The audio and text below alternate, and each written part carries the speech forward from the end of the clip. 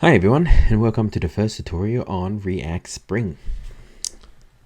Alright, so in the directory you want to store your tutorials, what we do is we run npx create react app, see daisy, react app, and we'll call it react spring toots. Alright, so now I won't bore you with the download, so I'll see you guys back here once it has finished downloading. Okay, welcome back. So it has finished creating my React app. So what I'll do is I'll go into that directory. So it's called React Spring Tutorials, and I'll clear that. And I'll open up Visual Code, but you can use any code editor that you like. I like this one because it's quite good. And it's free. I guess most code editor are free, so it doesn't really matter which one you use, but this one is quite good for me, so I'll just keep to it. All right, before we move on with tutorials, we're going to quickly clean up our React app. I like things clean just to make things a little bit easier to work with. So we don't need this one, so remove. We need this one, but I don't like the code in here, and I can't be bothered going through it. So usually I just go and delete this one, and I'll delete this one also, and I will delete this one. Cool. Now inside here, what we'll do is we'll grab so because this is a React Spring tutorial, so we won't bother too much with the CSS. So I've written the CSS that we will need for this tutorial, so I will upload that on GitHub for you guys to download, clone, but I'll just quickly grab it from my project template here. And so that is code index.css. All right, open it up, Control A, Control C, and move over here, Control V. All right, so we won't need that anymore. We can put keep it here for reference, but really I don't need it. I'm just gonna close that, and I will move back. Okay, so now let's create our actual app. So we'll call it app.jsx. We'll call it JSX because it's better with the IntelliSense. So I have a plugin called React Snippet. I can't remember what it's called. Let me just quickly open it up for you. The ones that I'm using, recommended, no, enabled, that's the one. All right, let's have a look. So I got Prettier. That's really cool. So it's you see it in action later, but it helps to format our code and look really nice. And what I have here is a simple React snippets. I highly recommend it if you going to be developing React applications, just because it's these little shortcuts that you can use, like IMR is to import React only, and we've got SFC for stateless functional component, which we need. So we'll just grab that and we'll name this app. And we just create a div with a class of app. We need a class app because in my CSS index of CSS there's some formatting for the class app. Okay, so I'll close that. I'll get back to this view, and you can quickly create that, and let's just put in something. So then we can start the app just to test if it's working. Hello. All right, we don't need this sign. Oh, we need it in a moment. All right, let's open our terminal by pressing Control tilde. Tilde is the key left of number 1. All right, and we'll go npm start. All right, so let's that start, and we'll open it up on this side for a second. Okay, so now while it's doing that, let's create a directory called components. I like to keep my things nice and neat and clean. It's easier to work with. Can't type today, that's okay. And we'll create a new file, and we'll call this fade in example component. Come on, .jsx. Now you don't need a dot component, but I like to do that because sometimes if I have a bigger project, I do .view to say like, hey, it's not component, this is a view, and then I know it helps with the differentiation. It does helps a little bit with the organization. All right, seems like I have a port 3000 open somewhere, but that's fine. Let's just open another port 3001. All right, so that is done. Let's move that over here so you guys can see.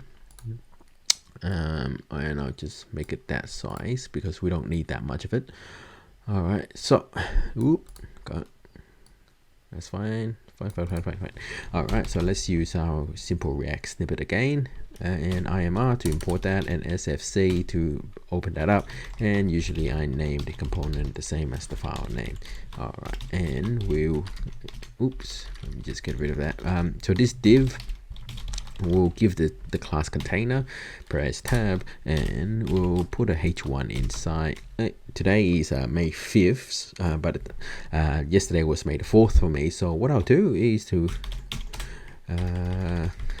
do celebrate Star Wars Day. So May the 4th force be with you. All right, cool.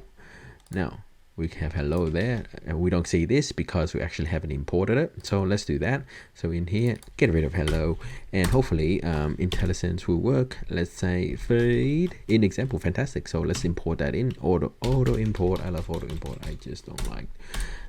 Let's comment this and make some separations. So we don't need to work with this file anymore for this video. So let's close that. All right, and do we need this side? No, we don't. So Control B to close the side terminal. We do need this for a second, but we already got the React apps running. So let's open another one and squish it to the side. There we go. All right, now let's install npm React Spring. Otherwise, we can't really use it. Install React Spring. Okay, so that will download. So I will see you guys back here as soon as it's finished downloading. All right, now thank God for editing, otherwise you guys have to sit through that with me. All right, so let's say import in two main modules that we need from React Spring. So import, the first one is animated and the second is useSpring, and I'll talk about those in a little bit after I finish typing. All right, cool. So animated, what it is, animated is a factory function. It helps to make components animatable, okay, if that's a word. Now the useSpring is just a hook.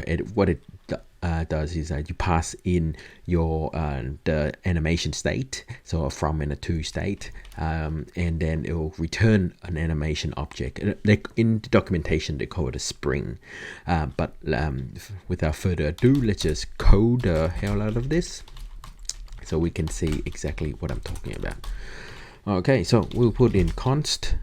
So let's get the spring first. We'll call it animation. Let me call anim is fine. Anim. All right, cool. And we'll use the useSpring. So the useSpring, it takes two different types of arguments. First is an object, the other one is a function. We'll talk about passing a function parameter in later because it returns something very different, but very useful for circumstances, different circumstances. All right, so now what we want to do is pass in an object with at least two states. At least for now, it's just two state. Other hooks, like useSprings, use transitions.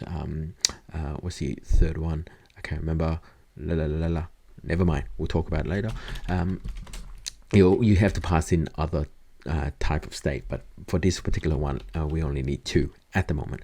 So from state, so where we want to go from, let's animate the opacity from 0. So we want it to fade in, and we need an opacity, a to state, and so we want it to fully appear. And I forgot a column there. All right, cool. So now what do we do with this? How do we make this work? The way to do it is you have to pass the spring object, or in our case the anim here, into the style property of the component that we want to animate. So let's do that. It's not really a style, it's an object. And actually before we do that, let's console log so then you guys can see what this object actually look like.